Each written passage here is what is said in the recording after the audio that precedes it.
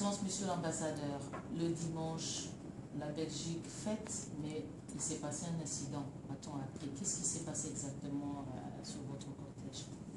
Non, c'est un acte de vandalisme sur une des voitures de l'ambassade qui a reçu un coup de pierre. Ça n'a rien à voir avec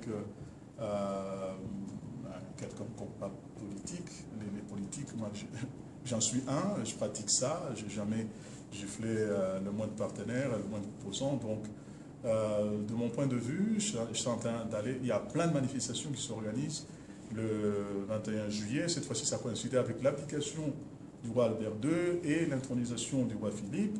Et donc, on était dans toute la ville, d'un coin à un autre.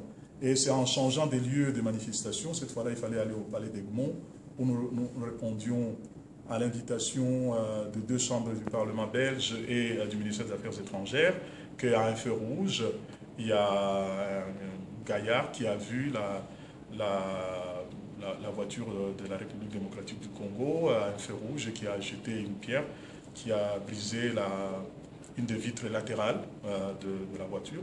Rien de plus. La chose a été réparée dès hier et on n'en parle pas. Vous avez été atteint physiquement? Non, non, non, il ne s'agit même pas de moi. Vous me voyez, hein, il y a peut-être des choses que vous ne saurez pas contrôler. Mais c'est la voiture qui a été abîmée, mais une vitre, c'est rien du tout hein, par rapport à des regrets que pourraient émettre ceux de nos compatriotes qui sont en ce moment au front en train de mourir pour la nation. Donc, un rôle d'ambassadeur, c'est aussi un travail assez dangereux. Il faut le contenir. Il y a des gens qui sont dans des zones plus compliquées.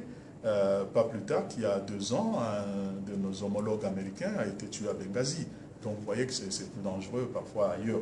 Mais ici, c'est comme ça, un érugumère, certainement, sous l'effet de la chaleur. Est-ce que vous avez identifié les auteurs? Non, ça, c'est pas vraiment mon rôle. Je n'en fais même pas cas. Hein. Vous voyez, vous assistez à quelque chose qui va rester dans les annales de l'histoire du monde. Vous vivez une fin de règne et le commencement d'un autre. Vous assistez à un 21 juillet comme il n'en a jamais eu depuis plus de 20 ans. Et vous occupez d'une chose aussi périphérique, banale, à la limite de la vulgarité. Je ne pense pas. L'histoire était en marche ce jour-là, il fallait plus se concentrer, raison d'être pour laquelle vous êtes venu, et non pas vous occuper. Vous savez, le caillassage des véhicules, on le vit chaque matin, partout. C'est pas ça qui fait l'histoire. Il y a un moment historique le 21 juillet, et puis il y a eu une escarmouche, un comportement d'éducation de bas étage. Mais voilà. Donc, vraiment à déplorer. Vous êtes ici quand même depuis 4 ans. Est-ce que vos relations avec la communauté congolaise, vos relations sont très bonnes? Parce que nous apprenons aussi de Kinshasa qu'il y a toujours de l'agitation au point que artistes ou Congolais ordinaires a du mal aujourd'hui à venir en Europe. Comment vous comptez résoudre ce problème? Plusieurs questions en une. La première, mes relations avec la communauté congolaise sont excellentes. J'ai beaucoup plus de preuves d'empathie, d'embrassade avec la communauté congolaise que de moments où quelques forcenés pourraient se permettre l'une ou l'autre chose répréhensible. Et sinon, la vie serait trop parfaite. Hein. Il faut qu'il y en ait quelques-uns comme ça, ce qui nous permet d'ailleurs d'avancer en prenant cela comme une antithèse pour une éventuelle synthèse. Deuxièmement, il y a eu des comportements qui ont mis en mal l'expression de notre culture dans sa dimension musicale, principalement, ce qui est très déplorable. Dieu merci, chaque fois qu'il y a une difficulté, nous, dans cette ambassade, nous prenons ça comme une opportunité. Et je vous donne alors un scoop.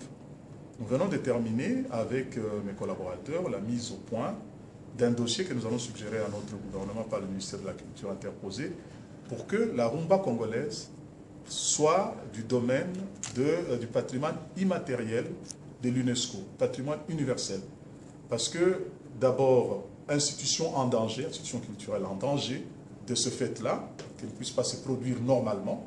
C'est comme ça qu'on a parfois perdu certaines grandes qualités, certains talents artistiques par une certaine dictature qui s'imposait pour les faire disparaître. On a perdu comme ça des grands auteurs, des grands astronautes, des grands philosophes, parce qu'on leur imposait le silence. Alors, face à ça, il faut qu'à l'UNESCO, un dossier soit déposé pour que la particularité de cette musique, sa beauté, sa richesse, et tout cela, soit de la richesse du monde entier, que ça ne soit plus une appartenance congolaise. Donc, quand vous faites inscrire une œuvre comme ça, comme faisant partie du patrimoine universel, patrimoine immatériel 100 ans, il y a un mécanisme de protection internationale pour que l'on puisse faire de la promotion.